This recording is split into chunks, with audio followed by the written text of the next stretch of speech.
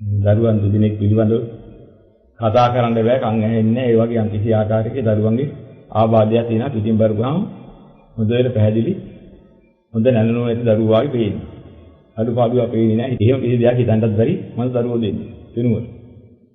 නමුත් ඒ දරුවන්ට කතා කරන්න බෑ කන් ඇහෙන්නේ ඒ වගේ යම් කිසි ආපදාවක් තියෙනවා දෙන්නම. දැන් මේකේදී අපි දකින්න ඕන වැදගත් දෙයක් තියෙනවා. දැන් මේ දෙන්නෙක්ම එක පවුලකට එක විදිහක ගති ලක්ෂණ නැතිව ආවා නම් මේක විශේෂ හේතුවක් නෑ. එක දරයක් එක දරුවෙක් උපන්න ආයි අවුරුදු ගානකට පස්සේ සාදරුවෙක් මේ ඇවිදලා ගැබට ඇවිදilla ඒ දරුවාට උපන්න. මේ දරුවෝ දෙන්නා බලනකොට එකම જાතියේ ලක්ෂණ දෙකක් තියෙන නමුත් කායික වශයෙන් බලනකොට කිසිම අංගෝපාංගයන්ගේ අඩුවකුත් පේන්නේ නැහැ. හැබැයි ඉන්ද්‍රිය tattයන්ගෙන් අභ්‍යන්තරයෙන් බලනකොට ඇස් පෙනීම සහ කන් ඇහිීම කතා කිරීම දුර්වල වෙලා තියෙන යම් කිසි රෝගාබාධයක් දෙන්නටම තියෙනවා. දැන් මේක විද්‍යාඥයෙකුටවත් කියන්න පුළුවන් කමක් තියනවාද මේ කියන වෙනස කොහොමද? දැන් ඒගොල්ලෝ බැලුවොත් කියන්නේ මොකද්ද? දරුවා උපදින්න දරුවා මේ බඩට සකස් වෙනකොට මූලික අවස්ථාවේ ජනකානුවක් හට ගන්න අවස්ථාවේ ඒකට අවශ්‍ය කරන ශුක්‍රාණු ඩිම්බාණු ආදී වශයෙන් කියන කොටස් වල යම් කිසි සම්බන්ධ වීමේදී ඒවැය තිබෙන්නා වූ යම් කිසි ඥානවල වෙනස්කම් ආදියක් නිසා මේ ආදී වශයෙන් සිද්ධ වෙනවා ආදී වශයෙන් ක්‍රමයක් තමයි නවීන විද්‍යාව ඔබට ගැට ගහලා කියන්නේ. හැබැයි මේ විලාසෙ තවත් එක දෙයක් තියෙනවා. අර මව්ගෙන් ගන්නා වූ යම්කිසි ඩිම්බාණුවක් නැත්නම් ඒකට අවශ්‍ය කරන දෙයකට පියෙක්ගෙන් එකතු වෙන ශුක්‍රාණුවක් කියනා වූ එකක් සම්බන්ධ වෙලා අනුකූල දෙකක් සම්බන්ධ වෙලා තමයි මේ සමාන විදිහට ඊට අනුකූල වන්නා වූ උප්පත්තියේ එහෙම දුර්වලකම් හෝ තීක්ෂණකම් හටගන්නේ කියලා කියනවා. ඒගොල්ලෝ දන්න විද්‍යාවන්. හැබැයි මේ එක අවස්ථාවකදී වෙනවා ශුක්‍රාණු කෝටි ගාණක් ගිහිලා තරඟ කරලා තමයි ඒකේ ක්‍රියා ගන්න. ඒක අවස්ථාවකදී දරුවේ බිහි කර ගැනීමට මව්පිය දෙන්නගේ සංවාසයකදී පිරිමියෙක්ගෙන් ශුක්‍රාණු කියන විතාම කුඩා සෛල කෝටි ගාණක් යනවා. හැබැයි කෝටි ගාණේ එකයි උදෙන්ට සම්බන්ධ වෙන්න පුළුවන් අනික ඔක්කොම කෝටියෙන් අනික ඔක්කොම වැටද අහකට. දැන් මේ සම්බන්ධ වෙන එක අර කියන කලකගෙන ඒකට ගැලපෙන හොඳට හෝ නරකට සම්බන්ධ වුණා නම් ආයිහරයක් අවුරුදු ගානකට පස්සේ හරගන්න ආයිහරයක් ඔය අවස්ථාවේ කෝටි ගාන කියවෙන් හරියට ඒ જાතියෙ මේ ළමයෙක් හට ගන්නවා. එහෙම එකකින් සම්බන්ධ වෙන්න වෙන්නේ. මේක හිතා ගන්න පුළුවන් මේ ස්වභාවික සිද්ධ වෙනවා කියලා. මේකට පුංචි කතාවක් කියන මෙලොව ඵල දුන්න පාප කර්මයක් ගැන මම අහපු එක. අපේ එක්තරා දේශකයන් වහන්සේ නමක් ස්වාමින් වහන්සේ නමක් මහා කෝටිපතිය තමන්ගේ ගෙදරට එක්ක ගියා. සාමාන්‍ය කෙනෙක් නෙමෙයි විශාල කෝටිපතියෙක්. එයාගේම වාහනේ උන්වහන්සේ ගෙදරට වැඩම වාගෙන ගියා යම් කිසි උපදේශයක් ගන්න. අනේ ස්වාමීනි මම මේ මුළු ජීවිත කාලයම විශාල සංවේගයකටපත් වෙලා ඉන්න කෙනෙක්. ඒකෙන් ආයි ගලවන්න පුළුවන් කියලා මම හිතන්නේ නැහැ. නමුත් මෙහෙම එකක් වීම ගැන ඔබ වහන්සේ ධර්මානුකූලව විග්‍රහයක් කරලා දෙන්න කියලා. මෙහෙම ඉල්ලීමක් කළා හිටන් එක ගියා. එක ගිහින් තියෙන වාහනේ කෝටි ගණක් වටන වාහනේ. මේ කිය සංවේගාත්මක අවස්ථාව ගැන කියනකොට උන්වහන්සේට පුදුමයි. මේ පුදුලට මුරයන් අඩුපාඩුවක්. අන්තිමට එයාගේ ගෙදරට යන නිවසට යන්න ගිහින් බලන විශාල මාලිගාවක්. බැලුවට ලක්ෂ ගානකගේ එකරිලවත් එහෙම ගියක් නැහැ. ඒ තරම් විශාල සත්තු මාලිගාවක් ගෙදර. මහා කෝටිපති. එයාහල් දෙනා ඔයාලා මොනවද ওই තරම් තියෙන මානසික රෝග? මානසික වශයෙන් තියෙන වැල්ලා තියෙන මොකක් නිසාද? ඒක සල්ලි වලට ගන්න පුළුවන් එකක්වත් කිසිම දෙයක් නෙවෙයි. ඔබ වහන්සේ ධර්මානුකූලව මට විග්‍රහ කිරීම මගේ හිතට දැනෙසීම. ඒකයි මම මේ යන්නේ. මට දරුවෝ දෙන්නෙක් ඉන්නවා. ඉන්නකො මගේ දරුවෝ දෙන්න පෙන්නන්නේ. එහෙම කරලා ගිහිල්ලා අර මාලිගාව එක කාමරයක් ඇවිහාම. එක දරුවෙක් අත් දෙකයි කකුල් දෙකයි බිම තියාගෙන ගොරෝ එහාට දුවනවා මෙහාට දුවනවා. හපා කන්න හදනවා. වැඩි මහල් දරුවා මගේ වැඩි මහල් දරුවා. අත් දෙකයි කකුල් දෙකයි බිම තියාගෙන ගොරෝ පයින්නවා කන්න. වලා කන්න පයින්නවා. කාමරේ දොරවල් තියලා එන්න කියලා උන්වහන්සේ වැඩමගෙන ගියා අනික් කාමරේ. ඒක ඇරියට පස්සේ තව එක්කෙනෙක් අත් දෙකයි කකුල් දෙකයි උඩ අතට දාගෙන එහාට කරකවනවා මෙහාට කරකවනවා හැ කියනවා. ඕම අනිත් දරුවෝ. මට ලැබිච්ච දරු සම්පත් දෙකේ හැටි මේන්නේ. මේ උන්වහන්සේ කරන වෙලෙද කර උන්වහන්සේලා විශාල සංවේගයක් ඇති වෙනවා. මුදලින් කොයිතරම් සම්පත්තියකින් මුදෙන හිටියා. මේ අයට කාදාවත් මුළු ජීවිත කාලයට අයින් කරන්න බැරි සංවේගයක් ඉදිරියට එන්න ක්‍රමයක් ලැබිලා ලෝකෙ. ඊපස්සේ උන්වහන්සේ කියා දෙනවා මෙහෙම දේවල්ට බුදුදහම අනුව නම් කියන්න තියෙන්නේ. අපි ඉතින් යම් සත්ත්ව පිළිසකට සත්වෙින්ද හිංගි හිංසා කරලා හිටා මහා කරදර කරපුවා. අනික් කාගේ ඉදිරි දෙන්න ඒ බුදුලියට දුක් කරදර දුන්නා. මෙබඳු කරන පාප කර්මයන්ට විපාකයක් වශයෙන් ওই යාතිය විනිද සිද්ධ වෙනවා. ඔකයි මට කියන්න තියෙන ධර්මානුකූලව. කවදා හරි ඒකට විපාක විඳින්න සිද්ධ වෙනවා. ස්වාමීනි මේක පෙර අධ්‍යාපක කරපු එකක් නෙමෙයි. මම දන්නේ හැටි. මේක මම තරුණ කාලේ මගේ මේ අධ්‍යාපකම කරපු එකක්. ඒක මට දැන් පරදිලා තියෙනවා. එක් කාලයක් තිබුණා මගේ තරුණ කාලේදී විවේක කියන්නේ විනෝදාංශය. මොකද්ද මේ විනෝදාංශය? පිස්තෝලයක් අරන් ගිහිල්ලා සත්තුන්ගේ පැත්තෙන් පැත්තට වෙඩි තියනවා. කැලේ සතෙක් දැක්කහම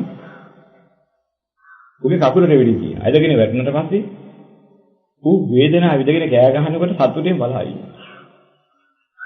ඊට පස්සේ තව කකුලකට වෙඩි තියනවා. මැරෙන්නේ නැති වෙන්න පැත්තෙන් පැත්තට කෑල්ලෙන් කෑල්ලට වෙඩි තියදී ඌ වේදනාව විඳිනවා බලනවා. ඒක එයාගේ විනෝදාංශයක්. ওই දරුවෝ දෙන්න හිතපු හැටියට තමයි මේ සත්තු එදා කෑ ගැහුවේ. ඒක මට අද එදා විනෝදාංශයක් වුණාට ඒ වගේම දිහා බල බල මුළු ජීවිත කාලේ මට විඳින්න එකක් හම්බෙලා තියෙනවා. අනේ ස්වාමීනි මේක මේන් ඉවරෙන්නේ නෑ මම කොච්චර කාලයක් විඳින අනන්ත සංසාරේ. මට පස්සේ මේ ධර්මයේ පිළිබඳ මට වැටහීමයි පස්සේ. හැබැයි මට දැන් හිතෙනවා. මම මේ සතුන්ට කරපු අපරාධය අනන්ත අප්‍රමාණ සංසාරයේ මට කොච්චර විඳින්න වෙයිද? මේ පටන් ගත්තා නේද? දැන් බලන්න මේකේ ධර්ම කොච්චරද? ඒක බුදුබණ තේරුම් ගන්න මට වෙන එකක් ඕනේ නැහැ. මගේ අත්දැකීම් සහිත මේ වැඩි මට ඒක. මට මේ වස්තු වලින් එකකිවත් වැඩක් නැහැ. ඔක්කොම දාලා ඉවත් වෙන්න දිනා මේ දරුවෝ දිනා මට ඉවත් වෙන්න බැරි වෙන්න දැන් අඩේට හිටලා තියෙනවා. මේ ඔක්කොම මට වැඩක් නැහැ. ඒ ටික ලැබිලා තියෙන්නේ. නමුත් මට පැන ගන්න විදිහක් නැහැ, නිදහසින් විදිහක් නැහැ මේ මගේ අවතීර්ණ වෙන්නේ. මෙන්න මේ දෙන්න හින්දා කියලා පෙන්නනවා. දැන් මම මේ කතාව කියමු මොකද මේ වගේ සිද්ධීන්ට හේතු වෙන අපි විසින්ම සසර හෝ කරන ලද දෙයක විපාක එන හැටි. දැන් මේ කාට වාර දෙන්න. දැන් අපි දන්නේ නැති දේවල් මෙහෙම තියෙනවා. මිනිස්සු ඊර්ෂ්‍යා කරනවා. වෛර රෝධ කරනවා. පලි ගන්නවා. මේක සාමාන්‍ය පුතජන පුරුද්දක්. අද බුදුදහම ලැබිලා මේ වණක් ඇහුව දවසේ පස්සේ අනේ ඊර්ෂ්‍යා කරන්න, ක්‍රෝධ කරන්න, වෛර කරන්න, පලි ගන්න හොඳ නැහැ. සසර කියන්නේ දුකයි. මේවට හේතුව මේ පව් කරන එක මේ වගේ අවිද්‍යාවෙන්, තෘෂ්ණාවෙන් වෙයිලා හිනම් දූෂ්‍ය වෙන එක නිසා හටගන්න වැඩ පිළිවෙල නිසා තමයි මේ විදිහේ අනන්ත දුක් විඳින්න වෙන්නේ. මේ ආදී වශයෙන් දහම දැනගන්න හම්බුනේ මේ අධ්‍යාපක මේ බුදුදහමක් ලැබිලා ඒ තාත් කලාතුරකින් අති දුර්ලභව කෙනෙකුට. හැබැයි ඒ අය නමුත් මේ අප්‍රමාණ සංසාරයේ ආයේ පුතඥයෝ හැටියට සිදු මතී ආසාවට වහල් වෙලා නොයේ කයිතුකම් අසාධාරණ කර කර තමයි මේ බුදුදහම හම්බෙලකම් මේ සංසාරයේ ඇවිදින් තියෙන අපි කවුරු. එහෙනම් ඔය ඉන කාලෙදී අපි කරලා තියෙන හොඳ වැරද්ද පාප කර්ම කොච්චර කෙරිලාද? දැන් මේ වයින් අපි ඉන්නකම් විපාක දෙන්න වෙනවා. අපි අනුන්ට කරපු දේවල් අපි කරායි නැහැ. මෙහෙම දේවල් මේ තැන්වලදී අපිට හම්බ වෙනවා. බිඳවන්න හම්බ වෙනවා.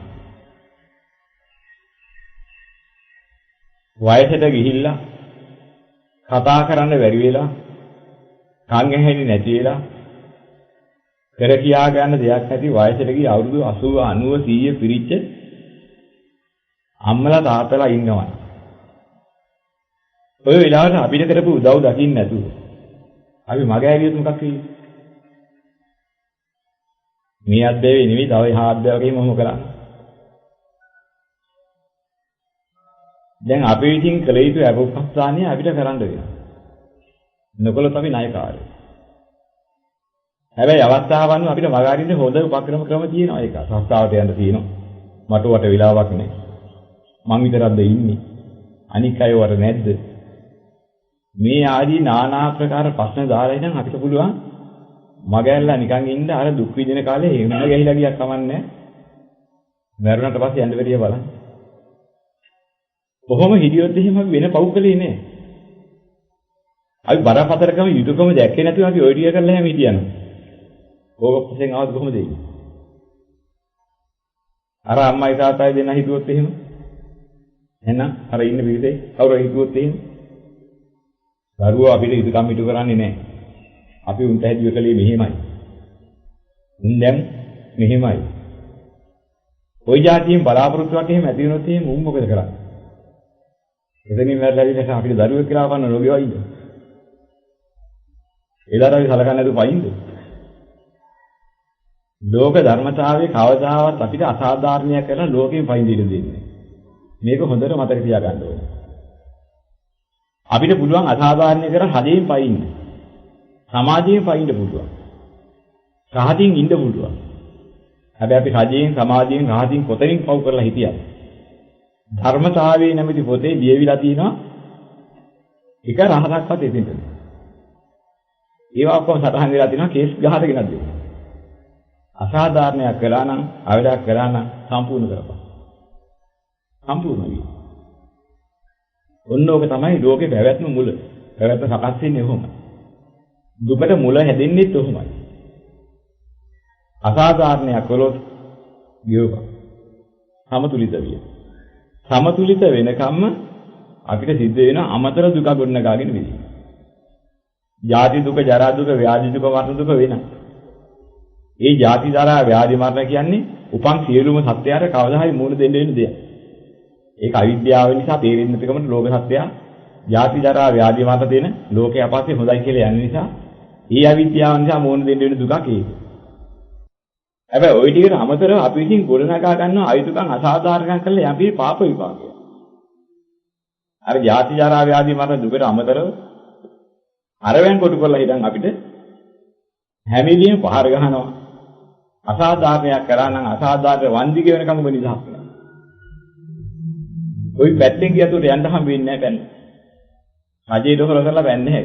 සමාජයට හොර කරලා පැන්නේ නැහැ. හැබැයි ධර්මතාවයට හොර කරලා පයින් බෑ කිස් ගහනවා.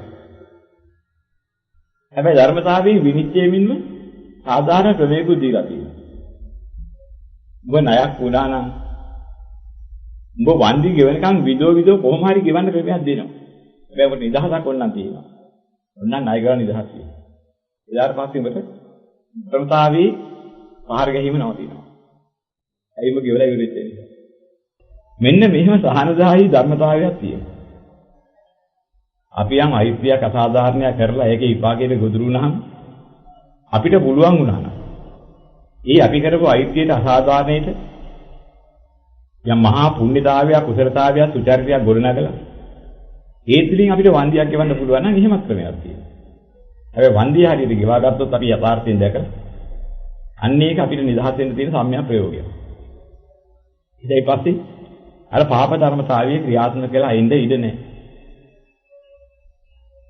මේක වැදගත් රටාවක්. හැබැයි කොයි පැත්තෙන් යයි දන්නේ නැහැ. කොයි පැත්තෙන් ගියා හරි අපිට පේන්නේ නැහැ සැපක් එන්න පුළුවන් දුකක් වාගේ. දුක් කරදරයකින් නිදහස් වෙන්න පුළුවන් මහා දුකක් මතු කරලා දීලා. නොඑක් ආකාරයෙන් ඒක සිද්ධ වෙන්න පුළුවන්. ඒක අපිට නිගමනය කරන්න බැහැ. කොහොමද ඒවා සිද්ධ වෙන්නේ කියලා. එක්තරා ස්වාමීන් වහන්සේ නමක් එක ළමයෙකුට උපදේශයක් දුන්නා. මේ උපදේශ මොකද්ද? ඔය පුතා දැනගන්න තියෙන වැදගත් දෙයක් තියෙනවා. දැන් පුතාට අම්මා තාත්තා කඳ පොඬ දීලා හදලා වඩලා ඉන්නයි. අම්මා තාත්තා හරි මොනවා හරි යම් කිසි ආකාරයෙන් කරගත් පාපයක් වරදක් තියෙනවා. පිනක් කළා පිනක් දුන්නාම අනුමෝදන් වුණාම ගන්න ලැබීම තියෙනවා තමන් හදපු බලපු නිසා. ඉතින් නැනවත් දරුවන්ගේ යුතුයකමක් තියෙනවා මියගිය දෙමව්පිය ආදීන් උදව්වක් වශයෙන් දානමාන ආදිය දීලා ඒ අයට පින්පෙත් දීවි. බුදුරන් වහන්සේත් ඔබ දේශනා කරලා තියෙනවා. පුතෙක් උපන්නාම දෙමාපිය සතුටු වෙන එක කාරණයක් තමයි අපි මැරිච්ච කාලෙක අපි වෙනුවෙන් දන් පෙත් දීලා පින් දෙනවා. මේ පුතා. ඒ නිසා පුතෙක් ලැබීම අපිට වාසනාවක් කියලා. දෙමාපිය සතුටු වෙන එක කාරණයක් කියලා තියෙනවා. එහෙනම් දන් පෙත් දීලා පින් දෙනකොට ගණ්ඩ හිමිකම් තියනවා මේ මියගේ අම්මට තාත්තට. යම් මැදවක ඉඳලා. එහෙම වාසනාවක් තියෙනවා. මෙන්න මේ නිසා ඒ වගේ අවස්ථාවක් දීලා කිව්වා. ඉතින් ඔයාලට කණ්ඩ බොණ්ඩ දෙන්න හරි මොනවාට හරි තාත්තා ණයතුරුස් වෙලා එහෙම තියෙනවා. ඒවා ගෙවලා හදලා හිටන් ඒ ඇයිට නිදහස ලබා දෙන්න පුළුවන් නේ පුතාලට. ඒ වචනේ අහුනහම එයාට මතක් වුණා එක්තරා මුදලාලි කෙනෙක්ගෙන් රුපියල් 10 ගාණක් ණයට අරන් තියෙනවා තාත්තා. කණ්ඩ බොණ්ඩ ගිහින් හරි මොනවාට හරි ගියවල. හැබැයි ණය ගෙවන්න ඉස්සෙල්ලා තාත්තා මලා නමුත් මුදලාලි ඒ කියන්නේ දන්නවා ගණ්ඩ කෙනෙකුත් නෑ මේ දුප්පත් පවුල. ඒක නිසා මොකද කරන්නේ? අර ණය පොතෙන් කපලා දාලා නිකන් හිටියා. හැබැයි පුතා දන්නවා මේ 10 ගාණක් ණය තිබිච්ච බව. මේ කතාව ඇහුවට පස්සේ යාට හිතුණා අනේ ඉතින් තාත්තා ණය වුණා තාත්තා ණය ගෙවන්න බෑ කවදා හරි. එහෙම දෙන උපන්න නම් එහෙම ණය ගෙවන්න වෙනවනේ. අලිහරක් වෙලා හරි ගෙවන්නේ. කොහොම හරි තාත්තා එහෙම ණයකාරයෙක් නොවන්න මං එයා ඒ ණය නිදහස් කරන්න මට පුළුවන් කරන්න. මුදලාලි හම්බෙලා හිටන් මුදලාලිගෙන් තාත්තා විතර ණය අහන්න ඕනේ කීයද? එහෙම කියලා මොකද කරන්නේ? අර මුදලාලි හම්බෙලා හිටන් එනවා අපේ තාත්තා. ඉන්නේ කලින් කියා කල් ගිහිල්ලා ඉතින් මේ කාරණේ විලා. අවුරුදු 7ක් ගියාට පස්සේ නේ. දැන් පුතාට යමකම හරි හම්බ කරන්න පුළුවන්. ගිහින් අහනවා ඉතින් මුදලාලි අපේ තාත්තා නෑ එහෙම තියනවා. එයා හිනායලු ඇයි? නෑ ගෙවන්න තාත්තා කියලා පුතා ගෙවන්න කතා කරන්නේ. ගෙවන්න තමයි. වෙච්ච ණය ඔක්කොම පොලිස් එකල මට හදලා කියන්නේ. මුදලට හරි බුදුමයි. යකෝ අහගෙන එකක් මේ හිතුවේ නැතිනම් පොතේ නම කරලා මේ කැමැත්තකින් නෙමෙයි. ගණ්ඩ විදිහක් නැති නිසා. ඒ වගේ 1000 ගානක ණය මුදලත් තිබිලා හදලා ඔක්කොම කරලා කිව්වා. ඒ වගේ අන්තිම 7ේටම පොලියත් එකද. මට පොලිය ඕනේ නැහැ මට ඔය ටික ඇති. ඒ මුදල දෙන්න. මියා මොකද කරන්නේ? ගෙට කරගත්ත සල්ලි තුන අය වගේ අවස්ථාවදී ගන්න. අර කිව්ව ගාන අරන් ඇදිලා මුදලාට දුන්නා මුදලාට පුදුමයි. මේක හීනිකම හිතන්න බැරි දෙයක්. ඊළඟට තිබුණේ නැහැ අයින් කරලා පිටින් මුදල. දැන් මොකටද මේක දුන්නේ? මොකද්ද කරන්න ඕනේ? ඒ තාත්තගේ නම කියලා. අද පටන් මට තම 7කවත් ණය නැහැ කියලා කියන්නේ. මට උනෙච්ච. මුදලාට ඇස්වලින් කඳුළු වැටෙනොත් මේ පුතා කියන වැඩේ දැකලා. මුදලාට මොකද කරන්නේ? මේ අද්දවේ නෙවෙයි අනන්ත සංසාරේ වරන් යම් ණයක් තියෙනවා නම් ඔබේ තාත්තයි නිසා. මට ණයක් ඇති වෙන්නේ නැහැ කියලා. මුදලාලි ප්‍රතිඥාවක් දෙනකොටම ගේ පිටිපස්සේ මහ දරවර ගන්න සද්දයක් ආවා. ගිහිලා වල්නකොට මුදලාලිගේ මීහරක් කරක් ඉන්නවලු. නාඹා මීහරක නායෙන් කටේ ලේ දාගෙන ඇදගෙන වැටලා නැති. දැන් කවුද ණය? ණය නැහැ කියන ණය මොකද වෙලා තියෙන්නේ? අලි වෙලා හරක් වෙලා ණය ගෙවන්න වෙනවා කියන එක අපේ ධර්මයේ කියලා තියෙනවා. ණය වුණොත් කෙනෙක් අලි හරක් වෙලා හරි ණය ගෙවන්න ඕනේ. එහෙනම් ණය ඉවර කරලා තත්ත්වය සංසාරගතව ණය නෑ කියලා නිදහස් කරනකොට මොකද වෙන්නේ? අර හරක ණයෙන් කටින් ලේ දාගෙන මැරලා යනවා. ණය ගෙවිලා නිදහස් වෙනකොට හරක වෙලා ණය ගෙවිව හිටපු තාත්තා ආයි ණය ගෙවන්න ඉතුරු වෙන්නේ නැහැ. වෙලා හිටපු අද්දාවට හේතුවක් ඉවරයි. කර්ම බලයෙන් ගෙවිලා ගියා. හතරේ මලයින් එයා විමුක්ත ලෝකයක උත්පත්තියක් ලබයි. අර කියන ණය ගෙවන පිරිසන් අද්දයෙන් තොර වෙයි. දැන් මෙන්න මේ වගේ දේවල් තියෙනවා. හැබැයි මෙතන සිද්ධ වුණේ වෙන ක්‍රමයකින්. අර දුක විඳින තිවිච්ච එක හරක හැම වෙලෙම ඉඳන් දෙවියෙක් උනේ නැහැ පෙන්නේ. හරක් ශරීරයේ දෙවිය ශරීරයක් උනේ නැහැ. මස්ලේ කය වැටුණාට එයා ණයෙන් නිදහස් වෙලා එයාගේ අද්දාවක් ලබයි. මෙන්න මේ වගේ අපි යම් ලෝකෙට ණය වෙලා තිබුණා নানা ආකාර ක්‍රමවලින්. ওই જાතිය ගෙවන්න ක්‍රම තියෙනවා. සමහර හරකා වෙලා හැමලාට මිනිස්සු වෙලා හැමෙනවා කියනවා නෙවෙයි මේ කියන්නේ. සමහරලාට හේතු වාසනා තියෙනවනම් උපතින් ආපු දෝෂයක් නෙවෙයි. ක්‍රමක්‍රමයෙන් සුද්ධ වෙලා අර ස්නායු පද්ධති වැඩිලා ආචාර්යයා හරියන්නත් පුළුවන්. ප්‍රවෘත්ති විපාක සහ ප්‍රතිසන්දි විපාක කියන දෙකකින් අපිට විපාක ගෙන දෙනවා. උපතින්ම ප්‍රතිසන්දියක් ලබනකොටම විපාකයක් ගෙන දෙන විදිහ අධ්‍යාපනයක් ලැබුවා නම්. ඊ අධ්‍යාපන ආයතරයක් වැඩ පිළිවෙලකින් සුද්ධ කරන්න බෑ, බේතකින් සුද්ධ කරන්න බෑ. එහෙම නොවන ආකාරයෙන් නිරෝගී පද්ධතියක් ස්නායු පද්ධති සහිත එවන්දු අත්දැකීමක් ලැබලා උපන්නට පස්සේ අතරමැද ආබාධයක් හටගත්තා. අන්න ඒවට කියන ප්‍රවෘත්ති විපාක ඵල දීම. හැබැයි අන්නේ ප්‍රවෘත්ති විපාකයට හේතු වෙච්ච ශක්තිය කෙලවර කරා නම් අර ප්‍රවෘත්ති විපාක වශයෙන් අර විකෘතියක් හටගන්න තිබිච්ච ප්‍රධාන හේතුව කෙලවර. ඒතර පටන් ගන්න දෙලේ වේදත් වෙන වේදත් අහනවා. විදත් තිබුණොත් ඒකත් වෙයි. සාධනයක් තිබුණා නම් එදුකෙන් නිදහස් වෙන්නත් පුළුවන්. හැබැයි ඉතින් මේ වගේ අවස්ථාවල අපි දකින්න ඕන පැත්තක් තියෙනවා. දැන් අපි දන්නේ කාට මොනවා කරලාද? අපිට මේ පාප කර්මයේ ගොඩ නැවෙන්නේ. කොහොමද දකින්නේ? අපිට නිගමනය කරන්න බෑ. අහවල් දැන් ලෝතර බුදුරන් වහන්සේ නම් පුළුවන්. ඔබ අහවල් කාලේ අහවල් නම් ගොත් ඇති නෑදෑකමින් අහවල් වෙච්ච බුද්ධලයට මෙන්න මෙහෙම කාලෙක මෙන්න මේ જાතිය ක්‍රියාවත් වලින් මෙන්න මෙහෙම දෙයක් කළා. ඉතින් ඒ නිසා ඒ වගේ කාලෙකදී අපි දකින්න ඕන ක්‍රමයක් තියෙනවා. කෙබඳු තැනක හිටපු කෙබඳු සත්‍යයකට කෙබඳු ආකාරයේ හිංගියක් හිංසාවක් කිරීමේ විපාකයේද අපිට ආවේ කියලා. ඒ ලෞතර බුදු පියාණන් වහන්සේලා නැති කාලේ දැක ගන්න අමාරුයි. ඒ වගේ වෙලාවට අපිට සිද්ධ වෙන්නේ මේ සියලු ලෝ සතුන් අතර සියලු සත්‍යයෝ කිව්වෝ. අර අපිට දැක ගන්න අමාරු සත්‍යයත් ඔය අතර ඉන්නවනේ. කවදා කොයි තැනකදී කෙබඳු කෙනෙකුට අවඩක් කළාද කියන එකේ යම් කෙනෙකුට අවඩක් වුණා නම් සියලු සත්‍යයන් අතර කාට හරි වෙලා තියෙනවා. සියලු සත්‍යයන්ගොත් එකිනෙකවත් අත්හැරියේ. එන සියලු සත්‍යයන් කෙරෙහි මෙත්තා සහගත හිතකින් මෙත්තා සහගත කාය කර්ම, වචී කර්ම, මනෝ කර්ම කියන මේ තුන් කොටසේ. ඒ අයට පින්පෙන් දෙවීම අවශ්‍ය කරන යහපත කටයුතු සිද්ධ කිරීම ආදී අපි හිත පිහිටවලා. අන්නේ මෙත්තා සහගත හිත වඩමින් අප්‍රමාණ ලෝක සත්‍යයට අප්‍රමාණ මෛත්‍රිය පැතිරෙවීම. කරුණාව පැතිරෙවීම. කටයුතු කරගෙන යනකොට ඒක අප්‍රමාණ පුණ්‍ය කන්දරාවක්, මහා පුණ්‍ය ගංගා, කුසල ගංගා නැගෙන නිසා. අපි විසින් ලෝකේ අවඩක් අසාධාරණයක් කරලා තිබුණා කෙනෙකුට ඒක සීමා සහිතයි. නමුත් අද මේ පතන ආශිර්වාදී දෙන යහපත අසීමිතයි. අන්නේ අසීමිත යහපත යටතේ වන්දි කෙවිලා නිදහස් වීමේ ක්‍රමයක් තියෙනවා. මේ ආර්ය විනී මෙත්සිත වඩනවා කියවන්නෝ.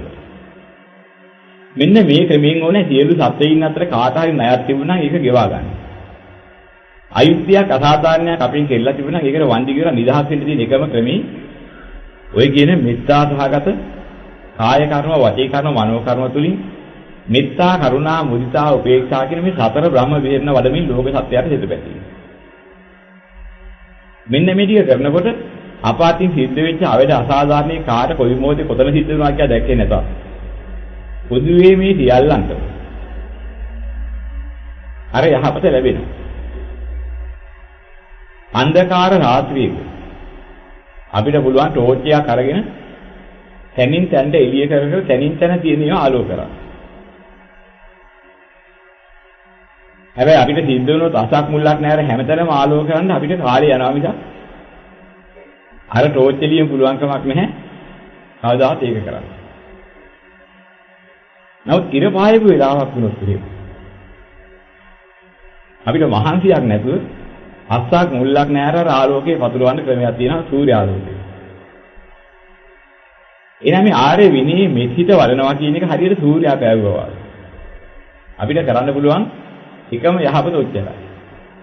ලොකුම පින කුසලේ තමයි සතර බ්‍රහ්ම විහරණ තුලින් ලෝකයට සිත් පැතී. අපේ මනසෙන් ලෝකෙට ඉඩක් ලැබුවා.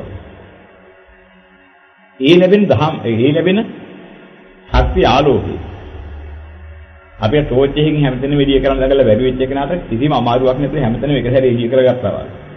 මෙන්න මෙහෙම පතුරවන්න පුළුවන් ලෝක සත්‍යයන්ගේ අවරිත අසාධාරණ අපෙන් කිය චඳුරු වලට ඒ මනස ආලෝක කරන්න. අපෙන් වෙච්ච අවරිත වන්දි ගෙවා යහපතක් දෙන්න. අප්‍රමාණ සාන්තිය පතුරවන්න පුළුවන්. මෙන්න මේක තමයි බුද්ධ ශාසනයේ පවතින කාලයක හම්බෙන්නේ ලොකුම වාසනාව. මෙත්තා, කරුණා, මුදිතා, උපේක්ෂා කියන මේ ආර්ය විනී සතර බ්‍රහ්ම විහරණයක් ඇද්ද? අන්නේ සතර බ්‍රහ්ම විහරණේ තේරුම් අරගෙන දැකලා වඩලා පතුරවන්න පුළුවන් ලෝකයේ සූර්යාලෝකයේ විහිදෙවුවා. සූර්යාලෝකයට සම කරන්න බැරි ආලෝකයක්. හිරු දහසක් එකට නැගුණා. ඊට වැඩි ආලෝකයක්. හැබැයි ඉතින් මේකපත් කරන්න නම් ප්‍රඥා සහගතව Taman කරුණු වටහාගෙන තියෙන්නේ. වචන කිව්වට බෑ. මිත්‍යා සහගත කාය කර්ම, වචී කර්ම, මනෝ කර්ම ආර්ය ධර්මයේ තනව තේරුම් අරගෙන අප්‍රමාණ ලෝක සත්ත්වයින්ට මෙත්සිත වැඩිීමේ ක්‍රියාවලිය සිද්ධ කරන්න ඕන. නිවන මුල් කරගත්ත, නිවනට නැඹුරු වෙච්ච, ඉබඳු වන්නා වූ පුණ්‍ය දහම්, කුසල් දහම් මතු කරමින් අන්නේ ආශීර්වාදයේ පතුරවනකොට අප්‍රමාණ ලෝක සත්ත්වයින් අන්නර මෙත්තා, කරුණා, මුදිතා, උපේක්ෂා කියන සතර බ්‍රහ්ම විහරණම ලෝකෙට වැඩුවා වෙනවා. මහා සූර්යා නගලා හිරු දහසක් අභ්‍යන්තරේ නගලා ලෝකෙට ආලෝකයේ වීදෙවුවා වගේ වෙනවා. හරියට ප්‍රඥාවන්තව කරුණු තේරුම් අරගෙන පෙරගෙන යනකොට වලාපත්ල අහක් වෙලා හිටන් විවෘත වෙච්ච සූර්යාගේ ආලෝකේ විහිදිලා යනවා වගේ.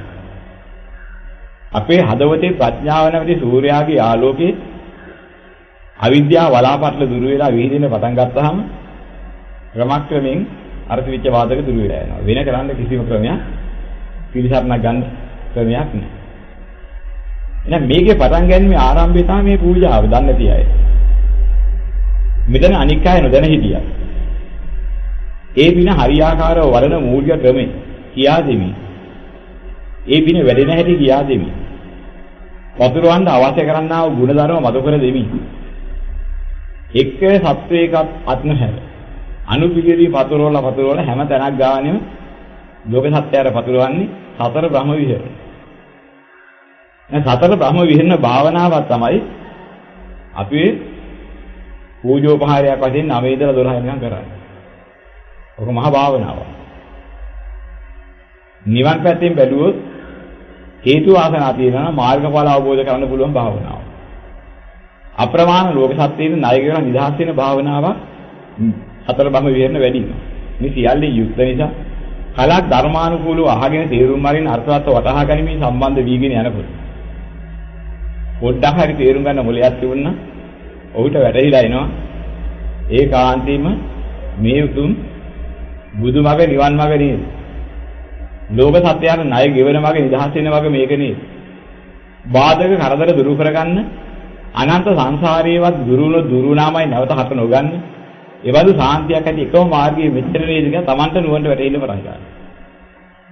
ඊට පස්සේ මොකද කරන්නේ? මග අනුගමනය කරමින් ඒ කටයුතු වල සහායක් වාග්යෙන් කටයුතු කරනකොට ඔය කියන ශක්තිය පූර්ණ වෙච්ච දාට බලාගෙන දැද්දි අර්ථවිච්ච බාධක කරදර එකින් එක මග ඇරලා ගිහිල්ලා ආයි අනන්ත සංසාරයේ කිසි දවසක මතුන වෙන සාන්තියක් මතුවෙලා අරිහත්යෙන් නැත්නම් නිවනින් පූර්ණ කරගන්න දවස බාධකයක් නැතුව ලබා ගන්න පුළුවන් හැකියාව ලැබෙනවා. වෙන ක්‍රමයක් නම් නෑ මේක අවුරුදු දහස් ගාණක් ආපු ක්‍රමයක්. මන්ද බුද්ධික බුද්ධලීන්ගේ අවිද්‍යාව සහගත නිගමන වලින් තර්කවාද ගොඩනගලා gadol මෝඩයෝ ගස් වඳින්නෝ මේ ආදි වශයෙන් මුලා නම් පට බැඳලා මෝඩයෝ කරලා දාලා මහා ප්‍රඥාවන්තයෝ වගේ පෙනී සිටින හදන ලෝකයක් මේක.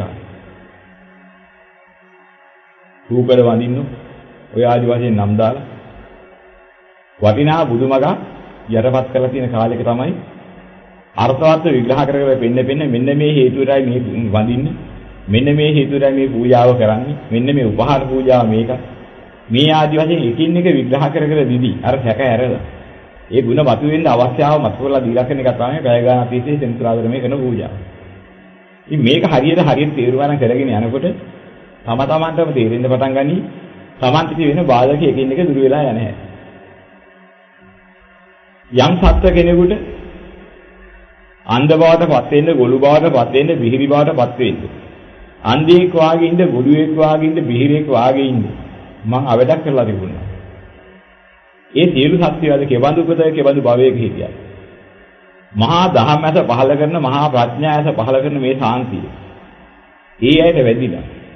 මගෙන් වුණ අවඩ එකක් නම් මගෙන් මේ වෙන්නේ බැද යහපත දහස් කෝටියක් වේවා. මං යම් කිසි පාපාන්දාකාරයට වැළලා ඉඳින මමත් ඒකෙන් මිදේවා මානිසා යම් අවිද්‍යාවක රසාදානට ගෝචරලා දුක් විඳන යම් සත්‍යෙක් ඔහු වෙයින් මිදිලා අප්‍රමාණ යහපතටපත් වේවා.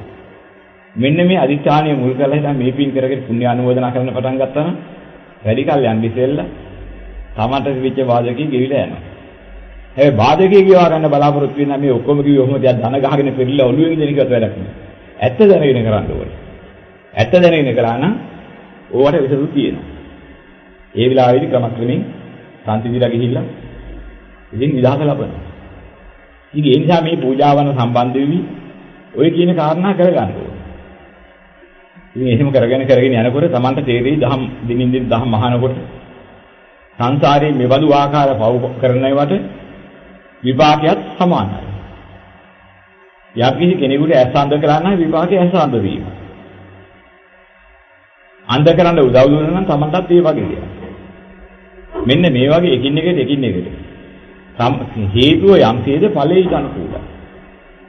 ඒ කාලේ එන දේවල් නිසා මේවා කාටවත් මේ ලෝකයට අනුකම්පා කරලා කියත ලෝකයානේ අපි දුක හිතමු මේගොල්ලන්ට මොකද පිහිටක් වෙමු කිව්වට මේ පිහිට වෙන්න පුළුවන් ඒවන්නේ කර්ම බලවේගී ක්‍රියාකාරීත්වය. තව සම්බන්ධ වෙලා දුක් විඳින්න පුළුවන් අනිකට. සංවේද උපද්දවල අනේ අපොයි කීටි කූල දුක් වෙන්න පුළුවන්.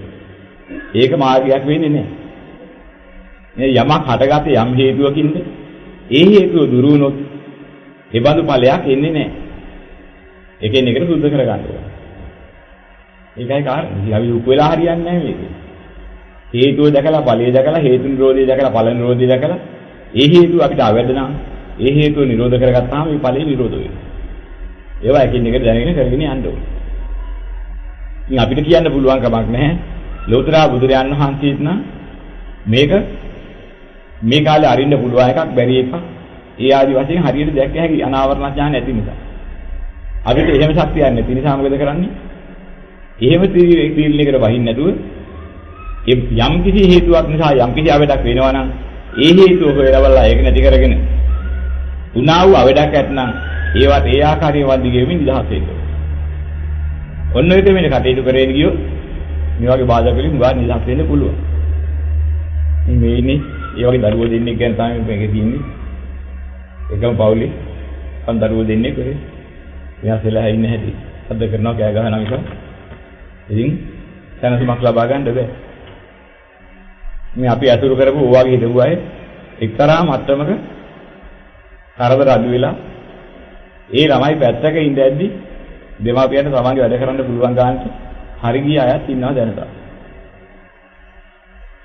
මොන විදිහින්වත් බෙල්ල කරගන්න බෑ පුංචි කාලේ ඉඳන් බෙල්ල කරගන්නවා මොකද?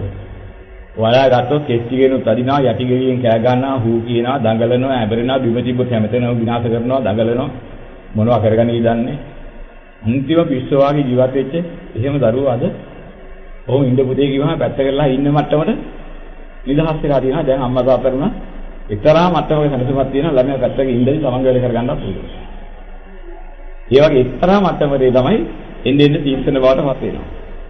දැන්ටත් එහෙමයි අපි ඇතුලේ සත්‍ය සාන්ති ආශිර්වාද ලබාගෙන කටයුතු කරගන්න අය අතරේ ඒ මට්ටමට සමනීයටපත් වෙච්ච අය දැන්ටත් ඉන්නවා. අපිට නියමනය කරන්න බෑ. අහවල් දවසේ අහවල් කාලේ වෙනකොට මෙන්න මේ தත්තරපත් කරලා දෙනවා. එහෙම පොරොන්දු දෙන්න බොරු පොරොන්දු දෙන කටයුතු කරන අපිට ඇති ක්‍රමයක් නෑ. අපිට එකක් කිය හැකි. හේතුව තියෙන තාක්කල් ඵලෙ පවතින. හේතුව නරක නම් ඵලෙ නරකයි. නරක ඵලෙ අපිට එපා නම් ඒ නරක හේතුව නැති කර දැම්මොත් නරක ඵලෙ මතුවට හටගන්නේ නෑ. යම් නරක ඵලයක් හටගෙන තියෙනවා නම් නරක හේතුවකි. ඒකට වන්දි වශයෙන් අපිට ගෙවන්න පුළුවන් නම් ඒකට අවශ්‍ය කරන්නා වූ අනුකූල දේ කරලා පින කරලා යහපත කරලා වන්දි ගෙවා ගන්න පුළුවන් නම් දැනුත් අපිට දැන් මේ මතුවේ වෙන නරක ඵලයෙන් මිදෙන්න පුළුවන්. ඒක තමයි බුදුදහමේ ලබන තියෙන සැනසුම. ඉතින් කරලාම ඒකත් වෙන මතු කරගන්න ඕනේ. විතරම පහන් ආලෝක පූජා කිරීම. ආලෝක පහන් දැල්ව දැන් දිවාරයපත් වෙන පහන. ලොකු වාසනාවක් තියෙනවා. ලැබෙන වෙලාවේ දරුව වෙනුවෙන් තෙල් පූජා කරලා. ඒ ලැබෙන ආලෝක පුණ්‍යතාවය. ඒ දරුවන්ගේ මනස ආලෝකයෙන් ප්‍රාර්ථනා කරලා. මේ වගේ දරුවන්ට සිල්පතන්න ඕනේ. ඒ ආදි වශයෙන් කටයුතු කරනකොට ක්‍රමක්‍රමයෙන් ওই සාන්තිය මතුවලා හිටන් නිරෝගී බවක් එයි කියලා මෙන්න.